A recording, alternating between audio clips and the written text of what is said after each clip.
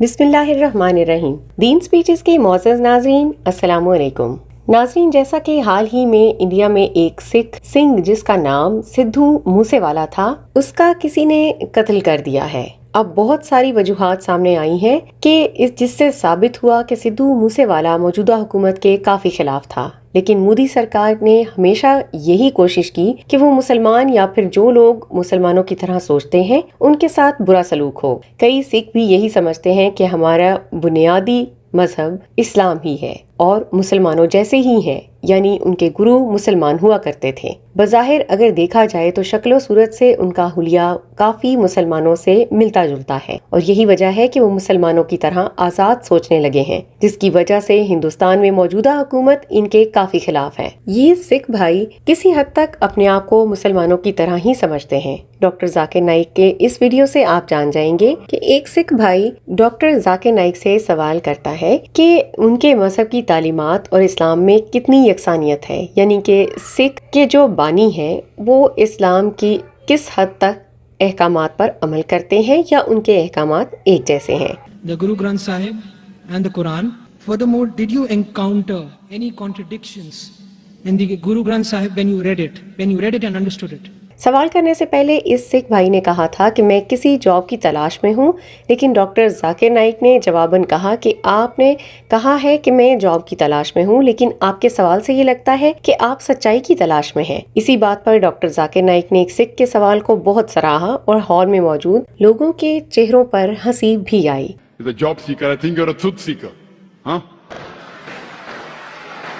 اس کے بعد ڈاکٹر ذاکر نائک اصل سوال کی طرف آئے اور کہنے لگے کہ سکھوں کے 10 بانی تھے، یعنی کہ 10 گرو تھے، جن میں سے گرو نانک بھی تھے، اور یہ 15ویں صدی میں پنجاب کی سرزمین پر آئے تھے۔ اگر دیکھا جائے تو گرو نانک صاحب مسلمانوں سے کافی متاثر تھے، اور یہی وجہ ہے کہ گرو نانک اور اسلام کی تعلیمات کافی ملتی جلتی ہیں۔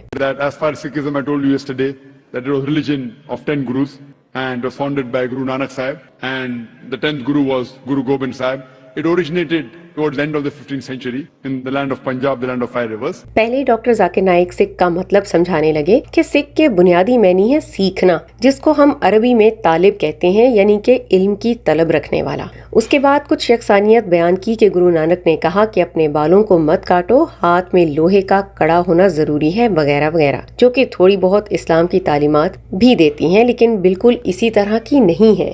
The basic Sikh comes from the root word sisya, means a student, a seeker of truth. Therefore I told you are a seeker of truth, not a job seeker. Doctor Zakir Naik نے یکسانیت بیان کرتے ہوئے کہا کہ خدا کی تعریف تقریباً سکھوں اور مسلمانوں کی ایک جیسی ہے، اور یہی بنیادی نظریہ بھی ہے۔ اگر آپ کسی مذہب کو ماننے لگتے ہو تو پہلے آپ کو اپنا مذہب جاننا ضروری ہوتا ہے، اپنے خدا کو جاننا ضروری ہوتا ہے، اور یہی وجہ ہے کہ سکھوں کے گرو جو تعریف خدا کی بیان کرتے ہیں وہ کافی حد تک اسلام سے ملتی جلتی ہے۔ اس کی تھوڑی بہت مثالیں دیتے ہوئے ڈاکٹر ذاکر نائک نے سکھوں کی مذہبی کتاب سے بھی حوالہ دیا کہ اس میں لکھا ہے کہ خدا کو کسی نے پیدا نہیں کیا، وہی انسان کو پیدا کرنے والا ہے، وہی ذات ہے، جو کہ اسلام میں سورہ اخلاص میں ذکر کرتا ہے۔ اس کے علاوہ خدا کی تعریف کرتے ہوئے سکھ مذہب کہتا ہے کہ خدا پالنے والا ہے، رزق دینے والا ہے، وہ رحیم ہے، وہ کریم ہے، اور ایسا ہی اسلام میں بھی اللہ تعالیٰ کی تعریف موجود ہے جو کہ سکھ سے یکسانیت رکھتی ہے۔ The concept of God in Sikhism and the concept of God in Islam is almost similar. The God is true. He is the creator, the unbegotten, free from fear and want, great, compassionate. This is similar to the concept of God in Islam.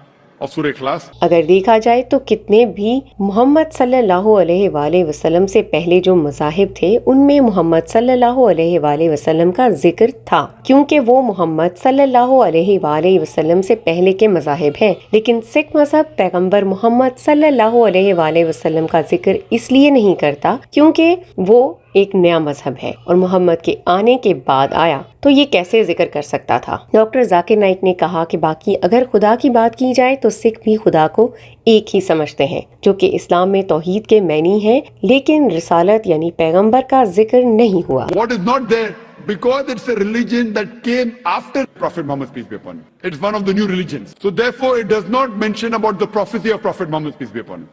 All the other religious scriptures that you find, they mention about the coming of the last and final messenger, Prophet Muhammad, peace be upon him. नाजरीन, हिंदुस्तान में कई मज़ाहिब के लोग रहते हैं, इसलिए वहाँ पर फसादात भी ज्यादा होते हैं। हर मजहब का नजरिया अलग होता है, इस बिना पर वो एक दूसरे को बर्दाश्त नहीं कर पाते। हिंदुओं का सिखों के साथ और मुसलमानों के साथ कई तनाज़े मौजूद हैं, लेकिन सिख और मुसलमानों के दरमियान ऐसा बहुत ही कम होता है। इसकी वजह यही है कि इनमें यकसानियत काफ़ी ज़्यादा है, यानी कि नज़रिया काफ़ी हद तक एक जैसा है। उम्मीद करते हैं नाजरीन आप डॉक्टर जाकिर नाइक के इन जवाबात से ज़रूर मुतमईन हुए होंगे। इसी तरह की ईमान अफरोज़ वीडियोज़ के लिए आप सब्सक्राइब कीजिए हमारा चैनल दीन स्पीचेज़। हम मिलते हैं आपसे अगले वीडियो में। अपना ख्याल रखिए। अल्लाह हाफिज़।